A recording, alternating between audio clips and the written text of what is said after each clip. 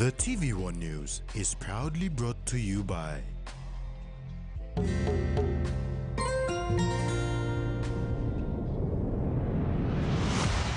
BSP, our bank, our people.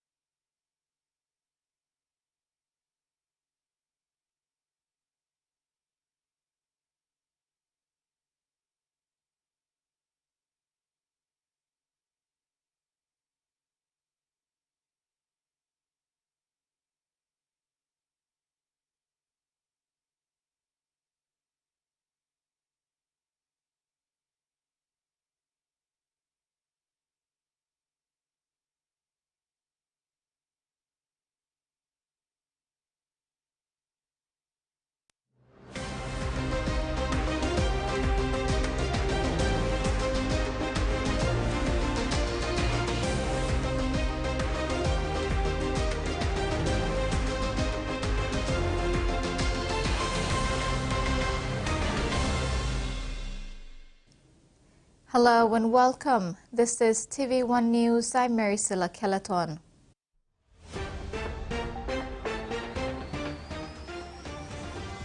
In this edition, Foreign Policy White Paper ready to be tabled. KPHL starts work to address fuel concerns, and PNG International Nixon Putt returns to Kiwara.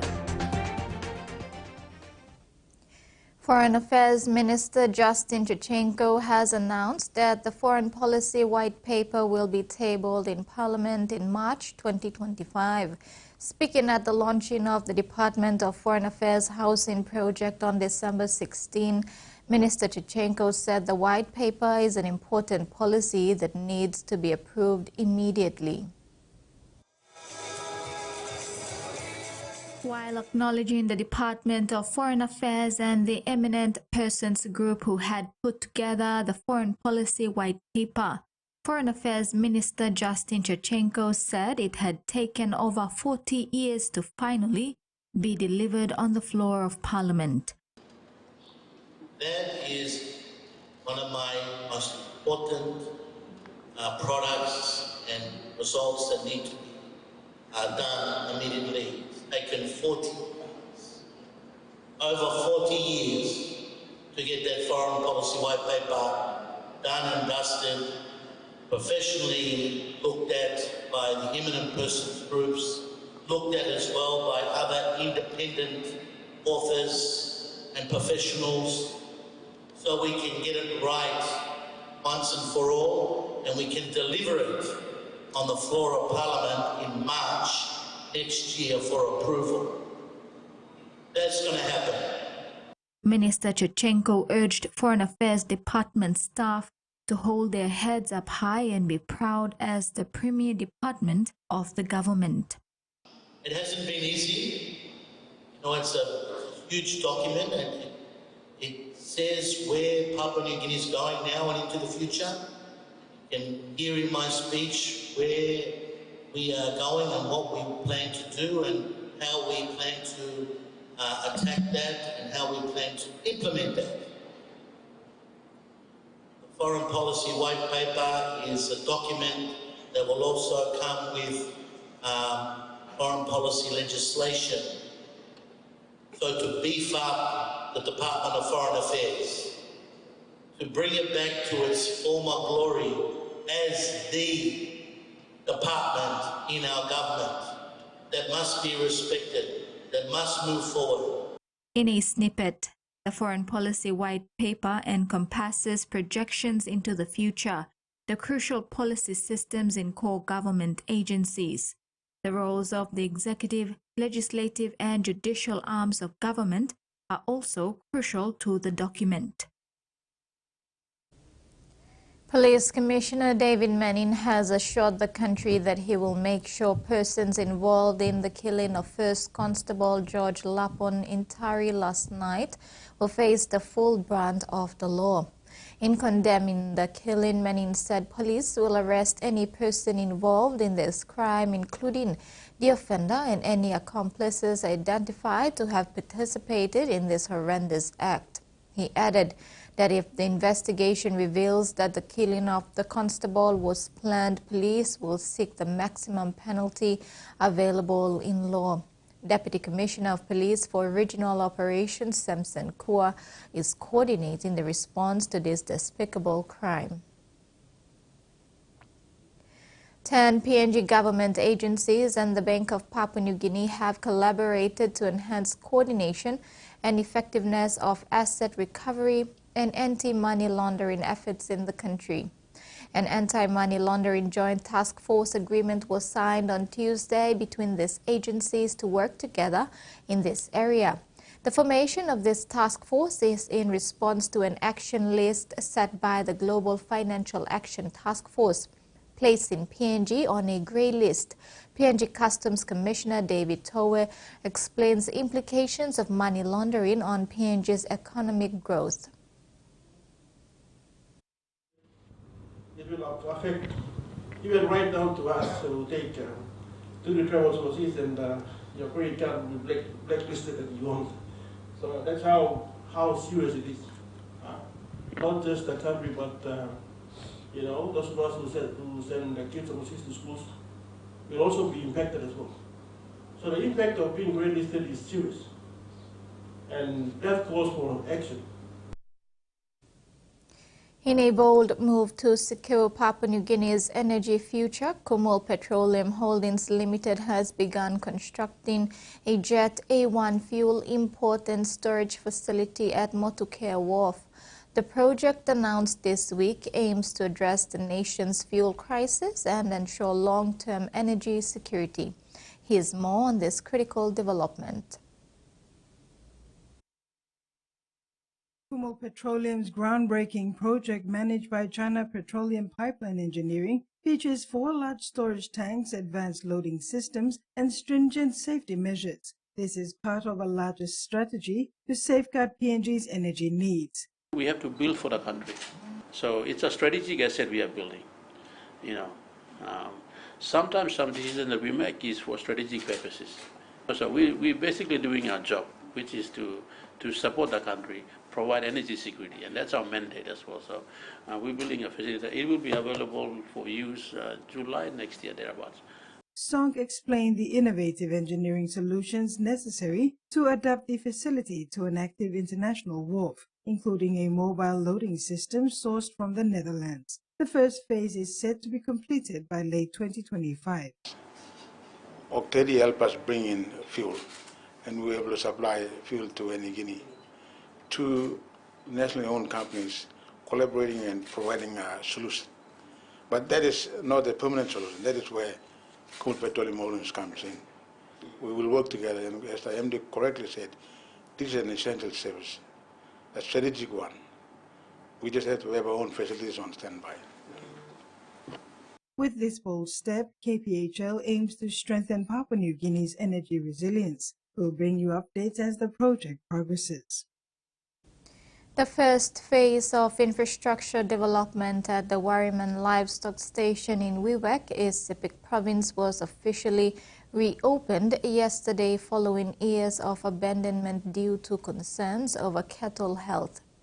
Livestock Minister Seki Agisa said the reopening of the station is in line with the Marape Rosso government's focus on investing in agriculture and livestock in the country.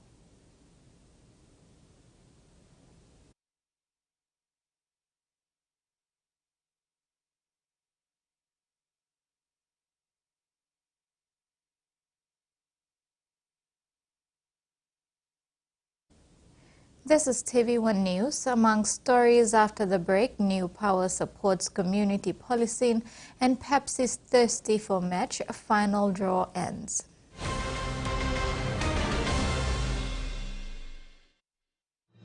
Experience a convenient and smarter way to do your banking with BSB Mobile Banking. You don't have to leave the office or your home to pay for bills. You can view your account balance, transfer funds, top up phone credits, or purchase easy pay units wherever you are. Visit your BSP branch today to register now for BSP Mobile Banking. BSP Mobile Banking, the smarter way to bank. BSP, our bank, our people. A true champion is measured by their courage, their determination, and their passion to never give up and to always keep trying. With a delicious Milo in milk taste and added nutrients, Milo in milk is a great way to fuel our little champions with nourishing energy every day. Because true champions give it their all. Milo, PNG and Mia. Prime PNG made. The Toyota JD Hiace bus comes in 14 and 15-seater high-roof luxury model powered by 2.8 liters JD engine for optimal performance output, fuel efficiency and quietness, designed with improved safety features and easy maneuverability for tire steering angle. The Hiace lift suspension and annular frame structure is opted for smooth ride, comfort and safety. Experience the ride on the Hiace bus and experience the Hiace pride, the bus that exceeds all expectation. He says the best Hunters players come from his region. So does she. But there's one thing that brings everyone together. SB Lager, Bunyam Yumi. A quick favorite meal for the day does feel good. Snacks noodles is my choice for a simple meal. It is easy to prepare and fast to cook, and with a touch of flavor and ingredients, quality noodles that can be cooked and enjoyed in many different ways. You see, my whole family loves it. It's made here in PNG and comes in different pack sizes. Snacks noodles, tastier by you like you more.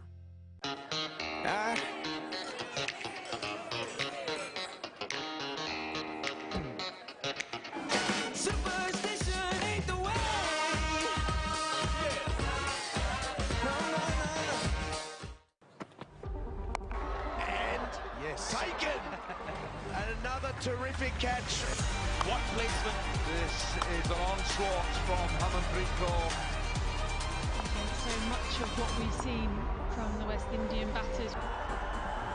Adjustment from left-handed to right-handed into my finger goes up. And taken! That's a huge wicket.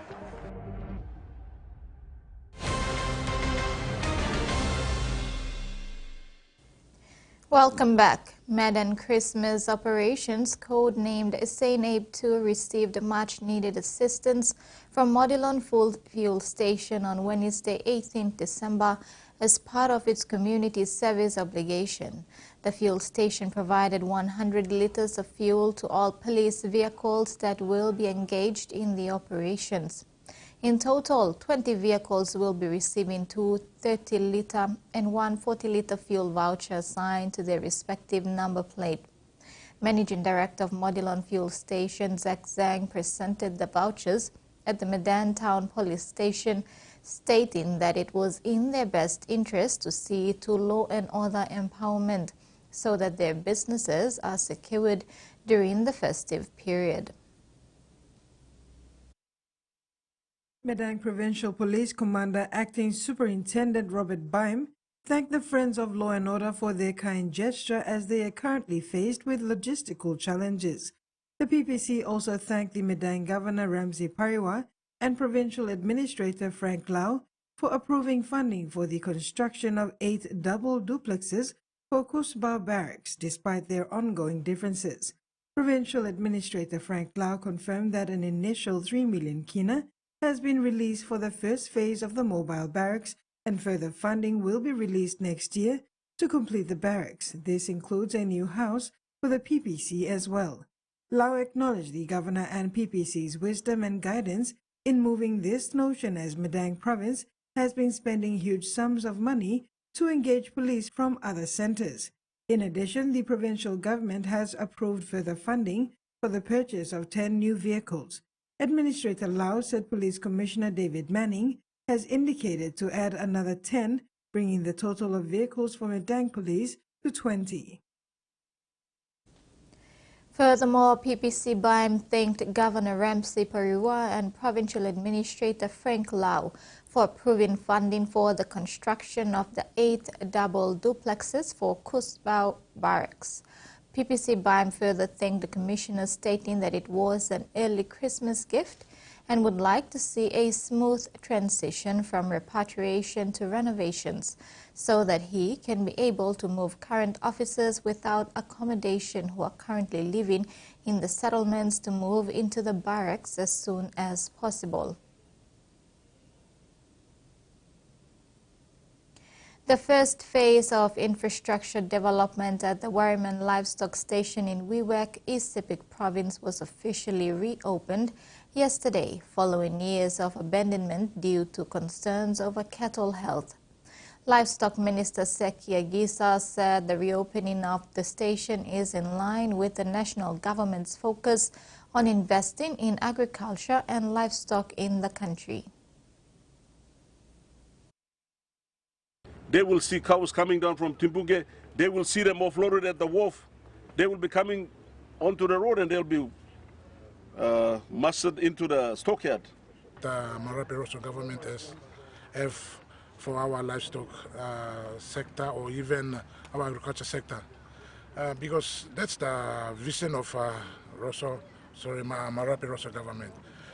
That's why Prime Minister in his wisdom actually allocated 3 more ministries apart from agriculture as the main department. But creating these ministries is something that it's a new thing, because we see that the importance of agriculture and these commodities. These are commodities that will bring a lot of income for our country. The Papa Community Policing officers today received a crucial support during an event held at the Papa Resources Center. The initiative aimed to enhance the operational capabilities of the officers during the festive season. The program began with a welcome address from a local councillor, followed by the remarks from Chief Executive Officer of New Power, Michael Uari. His speech highlighted the importance of community policing in maintaining safety and security. During the ceremony, essential items such as tents, eskis, coolers, urns, torches, and uniforms were distributed to the Papa Community Policing officers. This initiative was expected to bolster their operational efficiency and strengthen the partnership between New Power and the local communities. Community leaders and representatives from New Power were in attendance, showcasing the collaborative spirit behind the effort. Organizers encouraged feedback and suggestions to ensure the success of the event. We supported the program by way of uniforms for the men that are part of the program, and also some other things that will help them support the program. So we're delighted to do that, and we think we do our small part for maintaining peace and good order in our community, and this is our way of doing that. And then hopefully other villages see the example that Papa village has set and come along with this in subsequent years. But I'd like to acknowledge ExxonMobil and the owners of PNG LNG, their contribution, and also our New Power shareholders who are Santos and Kumu Petroleum. I want to commend our community here at Papa Village. It's a really good program. I think peace and good order through the community is very important for us as well, and that's why we were very happy to respond and support the program. New Power appreciates the interest in launching this program.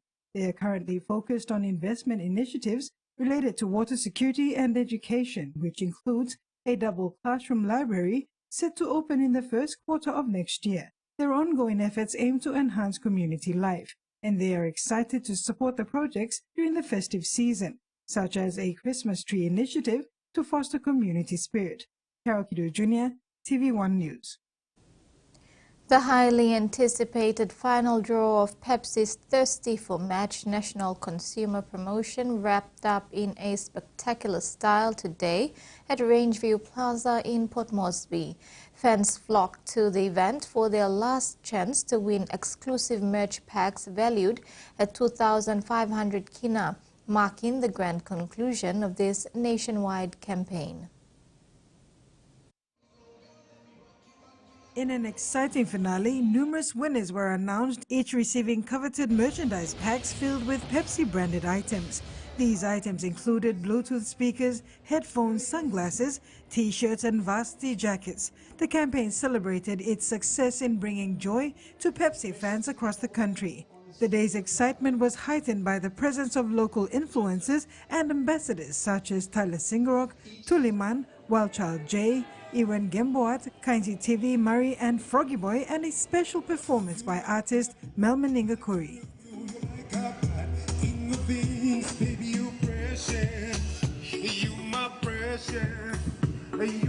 Their lively engagement with fans added to the festive atmosphere.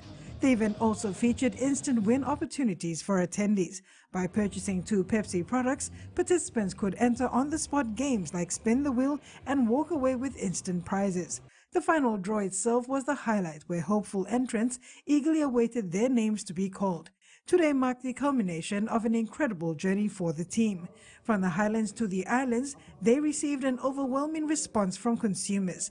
This final draw not only celebrated the winners but also highlighted the connection Pepsi has fostered with communities across Papua New Guinea. The team expressed gratitude to everyone who participated and contributed to the success of this campaign. As the campaign comes to a close, Pacific Industries thanks its loyal consumers for their support and teased exciting developments for 2025, including new product launches. The company also wishes everyone a Merry Christmas and a safe New Year, promising to continue bringing the joy to PNG in the coming year. Carol Kidu Jr., TVWAN News. And now the finance news. The kina closed lower at $0.2504 in the interbank market. At Bank South Pacific, our kina was buying $0.2429 $0.3874 Australian dollars, $0.2271 euro, and 37.98 Japanese yen. Looking at commodity prices at New York close, palm oil and copper closed higher, gold, coffee, cocoa and crude oil closed lower, and copper closed the day unchanged. And on the stock market, the Dow Jones closed lower, ASX closed lower, and all ordinaries closed lower as well. You're watching TV1 News. We'll have news from overseas after these short messages. Stay with us.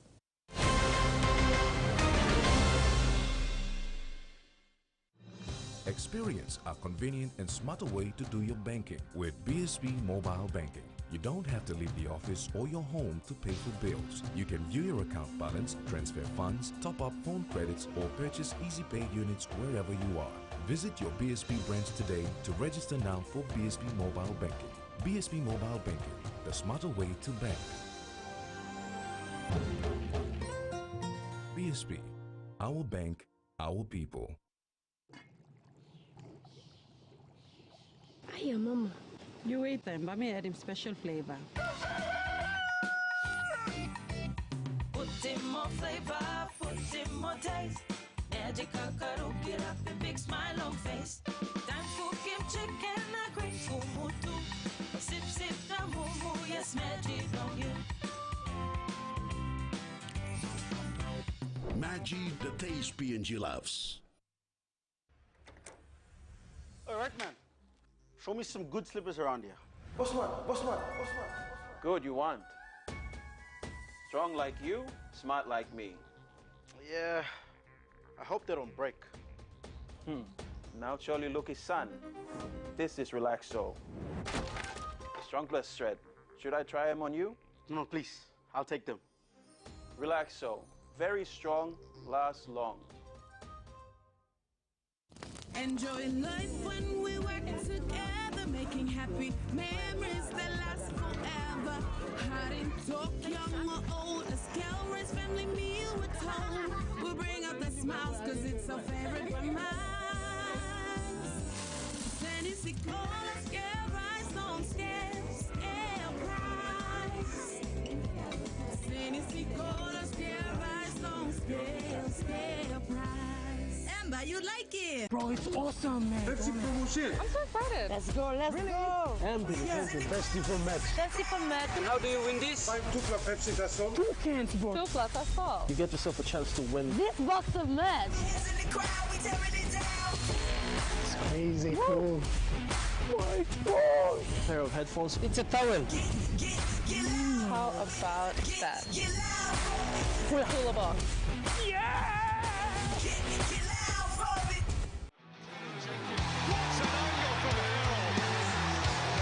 Atkinson, Wade, Carreras, jinking inside, back outside. Long flat ball to Mohamed Tuolangi. Oh, he won't even need defence. Tuolangi's in. Out it goes to Elliott, the arch young finisher. Marmion again, hops into possession, intercepts. Marley's away. Rich Lane in hot pursuit. Imitoya gaining, and he breaks away.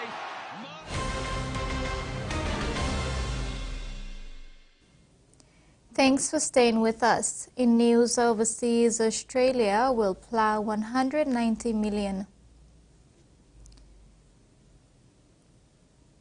into the Royal Solomon Islands Police Force and set up a new police training center in the capital, Honiara, as the federal government tries to stop China expanding its security presence in the Pacific island nation. The new assistance package was unveiled by the Prime Minister Anthony Albanese today in Canberra. In a joint statement, Mr. Albanese and Mr. Manelis said the package would provide the Pacific nation with an enduring sovereign security capability and reduce its reliance on external partners over time. Prime Minister Albanese said the $190 million would be spread over 4 years and would be used to improve funding, training and infrastructure support to grow the Royal Solomon Islands Police Force in a sustainable manner. As both major parties try to tackle cost of living in WA with pre-election promises, it's clear that families are still being hit with the hardest. A new cost of living report has revealed a dual income family with 2 kids can't afford to make ends meet. Social services are once again asking whether the state government can and should be doing more.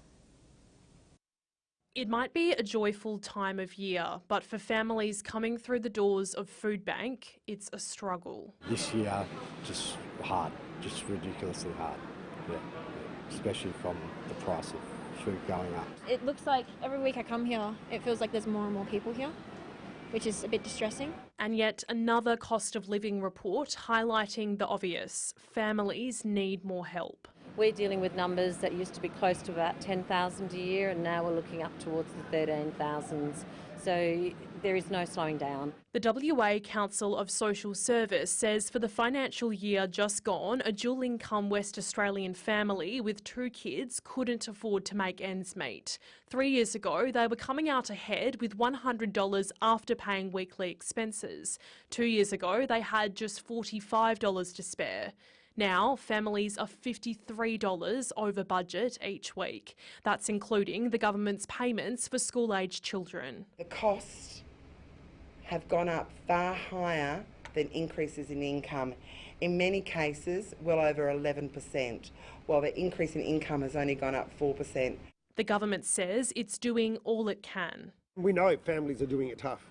That's the reason why we have invested over $1 billion in the last 12 months alone on cost of living measures. Social services are wanting more long-term measures when it comes to cost of living relief, not one-off sugar hits of electricity credits or free public transport. They say this is what will really make a difference for families doing it tough. We've provided a list of solutions to the state government that could be targeted, like a cost of living package for those who are most in need, the school lunch programs. Amid fears more people will slip below the poverty line. The International Court of Justice, or ICJ, concluded its landmark hearings on Friday, 13 December 2024, addressing the obligations of states in the context of climate change and its impacts on vulnerable nations. The hearings, which gained significant international attention, highlighted the urgent need for accountability and action against climate change impacts, particularly on vulnerable nations. The ICJ is expected to deliver its advisory opinion in early 2025, which will offer critical guidance on state obligations under international law. Over the past 2 weeks, the hearings underscored overwhelming international support for addressing historical emissions and climate accountability. The cost of living crisis is being partly blamed for escalating rates of crime across Victoria.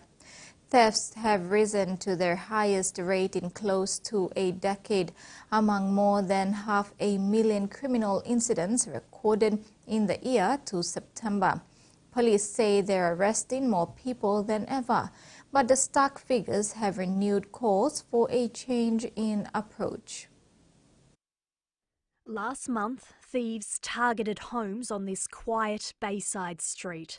They entered Richard's property and stole 2 cars while his family slept. The first that we heard of it was the police knocking at the door. It was the second time his home had been targeted in the space of a year. The back-to-back thefts disrupting his life and leaving his family shaken. And mentally, it hits the household as well. I mean, everyone's a little bit jumpy, a bit edgy. You don't sleep quite as well as you used to. The rate of car thefts per 100,000 people has surged to an 8-year high, according to new crime statistics agency data. Nearly 26,000 vehicles were stolen over the 12 months to September. And we know that the warmer months ahead are some of the peak periods we see for the theft of cars and also breaking into houses. Stealing from cars was the most common offence, up 26%. That was followed by breaches of family violence orders, up 12%. Third on the list was other types of theft, like petrol theft, then criminal damage and stealing from shops. When there are higher cost of living pressures, higher interest rates, that is directly linked to crime rates. We are not doing our job as well as we should. We are not reducing crime to the extent that we could if we had those resources at the front line. Youth crime also increased by more than 13% year on year, driven in part by repeat offenders. It is so important that we make the connections, find those young people within their communities that are getting involved in repeat offending and then make the connection, teach them a different way. Pressures mounting on the government to find a solution. The state government has announced a 12-month trial of pill testing at music festivals starting early next year. It means people can bring illicit drugs to live events and have them checked for impurities. The Premier insists he's not condoning drug use, but has agreed to the plan in hopes it could save lives. With the summer festival season heating up, the government's been under pressure to reverse its stance against pill testing. The Premier concedes he was one of the least enthusiastic of his cabinet colleagues. I was a sceptic going into it, but ultimately we all need to be led by the evidence. We need to be led by the facts as they're presented to government. The Premier says the recent drug summit helped change his mind. Evidence presented from around Australia and the world that pill testing can change behaviour for the better. So we know 10 to 20% of people throw away their pill after it's been tested. We know drug taking is moderated after it's been tested. The 12-month trial will involve medical professionals who'll be able to warn drug users about the potential dangers. I can assure you as a parent of a 14-year-old, illicit drugs scare the living hell out of me. But I'm also realistic. The problem with pill testing, or a trial of pill testing, is it sends a message that normalises drug use.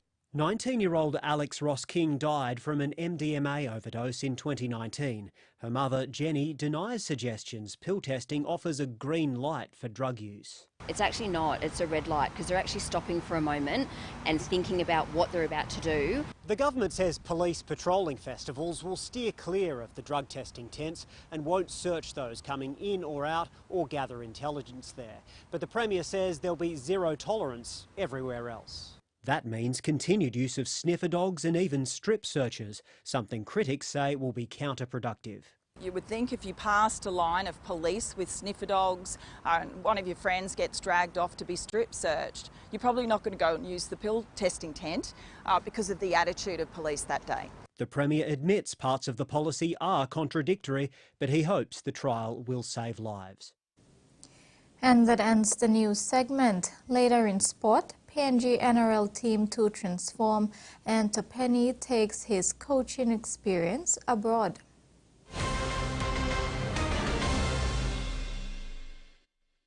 Bro, it's awesome, man. Let's promotion. I'm so excited. Let's go, let's go. Anthony, Pepsi for match. Pepsi for match. And how do you win this? 2 plus Pepsi, that's all. 2 cans, bro. 2 plus, that's all. You get yourself a chance to win. This box of match. It's crazy cool. My God. A pair of headphones. It's a towel. How about that? Cooler box. Yeah! In its first 10 years, the PNG LNG project has had a long-lasting impact, contributing more than 28 billion kina to the state of Papua New Guinea. Equity distributions are paid to KPHL and MRDC based on the interest they hold. Tax is paid to the IRC, while development levy and royalties are paid to DPE. For more information on direct and indirect benefits, visit PNG EITI's website.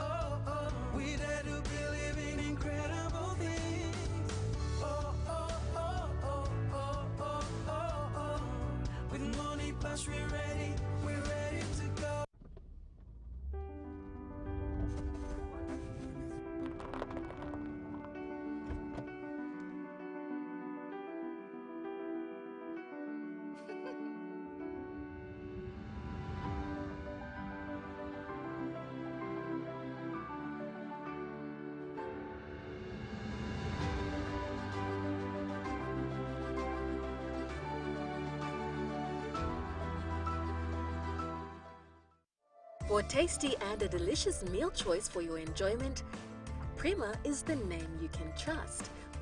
For guaranteed meal satisfaction during special occasions or that daily meal, Prima is the name you can trust. Yes, it is. Safe to eat, quality assured, and undoubtedly satisfying. Available at your nearest wholesales or supermarket stores.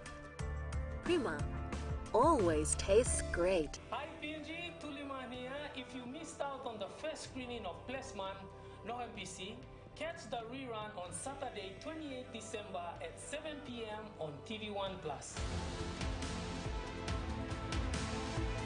How may change your life to know. The land is a valuable asset. You must walk boom one time, now no can walk one. You mean not going to fight must stop.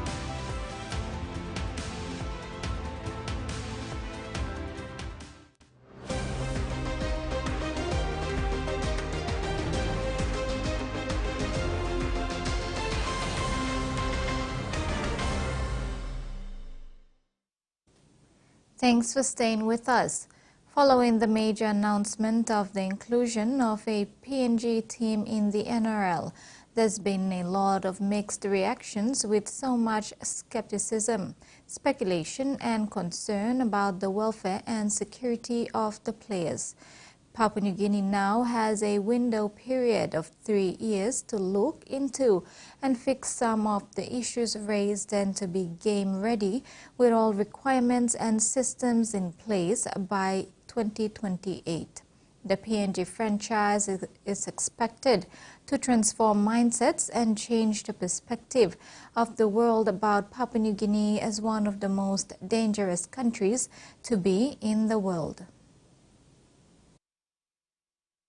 When addressing the PNG media early this week, PNG NRL bid CEO Andrew Hill and head of Elite Development Pathway Joe Grimmer both confidently spoke and shared some facts and honest opinion about how the new PNG NRL franchise is going to transform the country, change the negative perception and the impact it will have on the world community, especially the Australians as major stakeholders. PNG NRLB CEO Andrew Hill said a lot of people in Australia have never been to the country, thus their view on PNG is not based on what they have seen, but on what they have heard from other people. Hill is incredibly excited for the new franchise and said it's now a work in progress to address and chart a way forward in putting systems and standards in place as per NRL requirements and participation agreement. Look, in terms of setting up a franchise, I don't see the challenge as I'm incredibly excited. I mean, people like Joe, we're going to build a brand new team for the people of PNG. I don't see how anyone would see that as a challenge. I mean, we're holding each other back. We have got the ability to engage the people of PNG on a name, on a logo, on a mascot, our colours, our jersey design, then start building a staff, building a player roster, giving young boys and girls here in PNG an opportunity to become national heroes for their own team, building brand new facilities. Our facilities will be as good as anyone else's in the competition. We are here to reimagine what standards PNG can deliver. He reiterated that bringing NRL players and elite rugby league teams to Port Moresby is not new and have always been well received and embraced by the PNG fans over the past 15 years.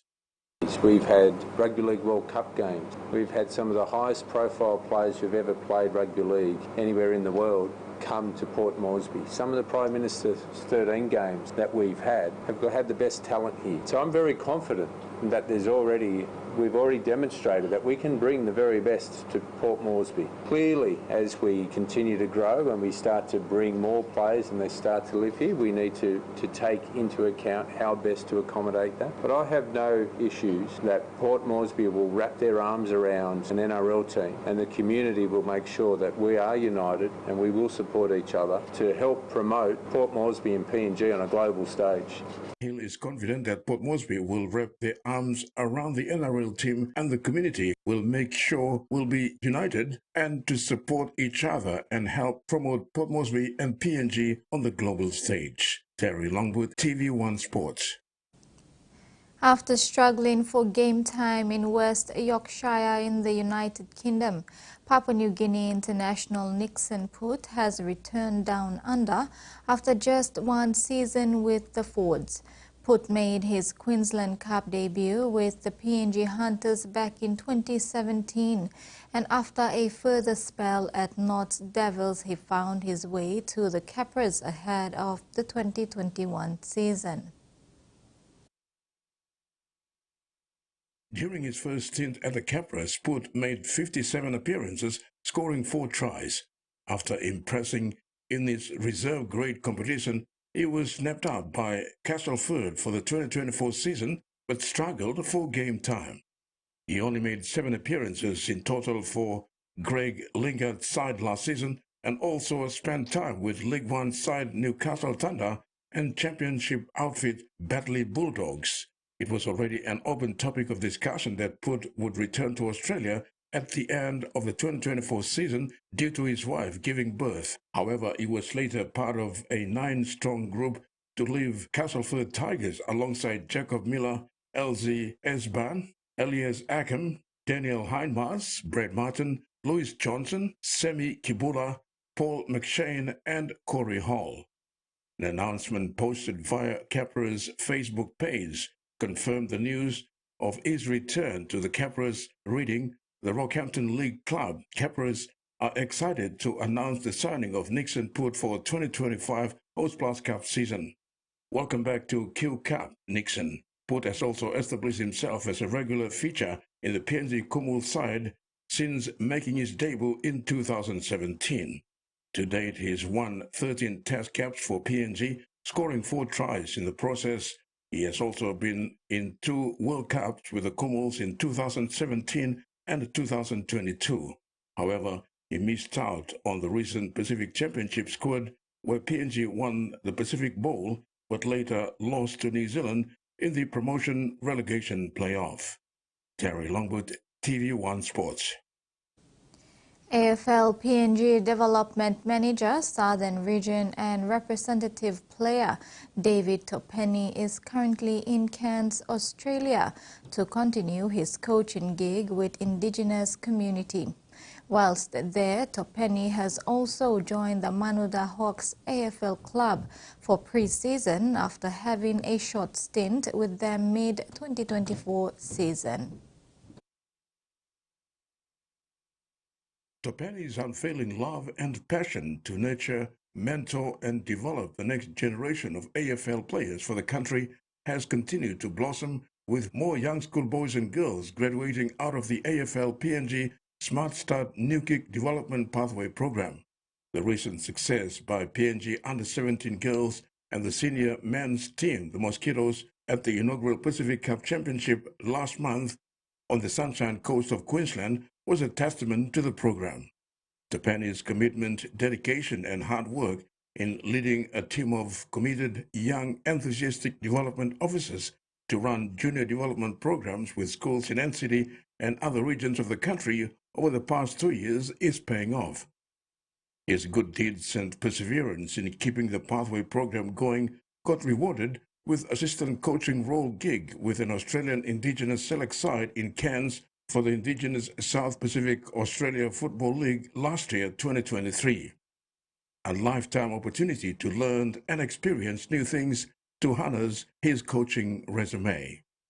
This year, 2024, Topeni got an opportunity to lace up his boots for a brief stint with the Menanda Hawks club in Cairns for the balance of the 2024 season, joining up with strong contingent of PNG boys currently with the club. Over the past 5 weeks, Topeni was back at the Casale Stadium, Cairns, for the club's Block 1 of pre-season training for the 2025 season. It's a short season for me this year, but pretty good effort and team culture that the Hawks have. So it's good to get me back for the next season next year.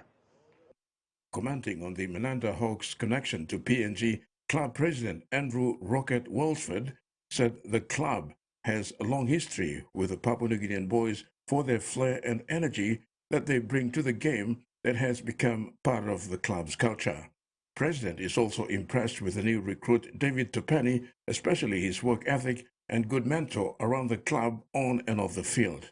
Obviously, David's joined us, this year for a couple of games, which was fantastic. He's a great leader, great mentor on the field.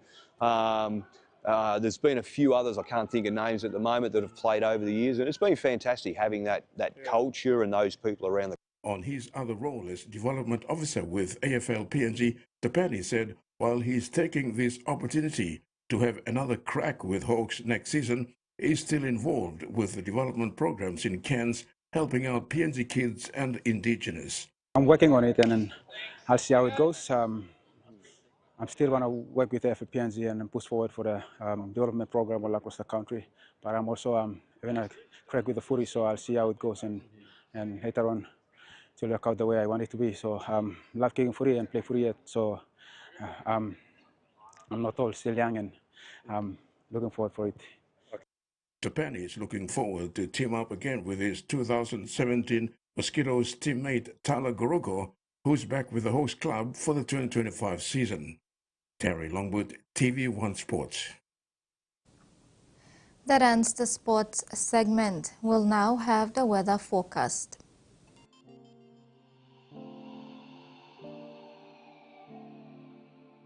Southern, Port Moresby, partly cloudy with possible brief showers. Popondetta, mostly cloudy with some rain showers and possible thunderstorm.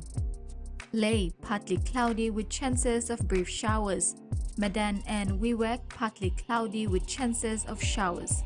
New Guinea Islands, Kokopo, Rabaul, partly cloudy, mostly fine.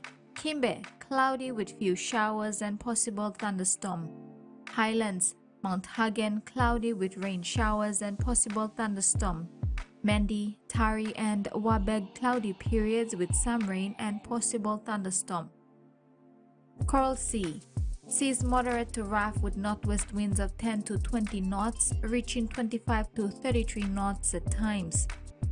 Solomon Sea, seas light to moderate with north to northwest winds of 10 to 20 knots. Bismarck seas. Seas moderate to rather rough with northwest winds of 10 to 20 knots. Pacific Ocean. Seas smooth to slight with north to northwest winds of 10 to 15 knots. Waters of southern PNG Indonesian border to Daru, Kiwai Islands, Kerema, Yule Island, Hood Point to Samarai Islands. Seas 1 to 2 meters rising to 2.5 to 3 meters along warning areas. Waters of Finchafan through Vitia Strait to CSE Long Island. Seas 1 to 2 meters rising to 2.5 to 3 meters. And waters of West New Britain. Seas 2 to 2.5 meters rising to 3 meters at times. That brings us to the end of another edition of TV1 News. Have a safe weekend. Good night.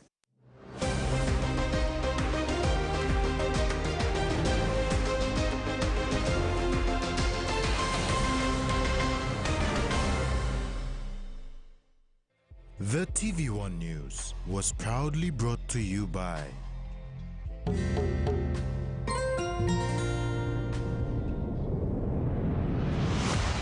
BSP, our bank, our people.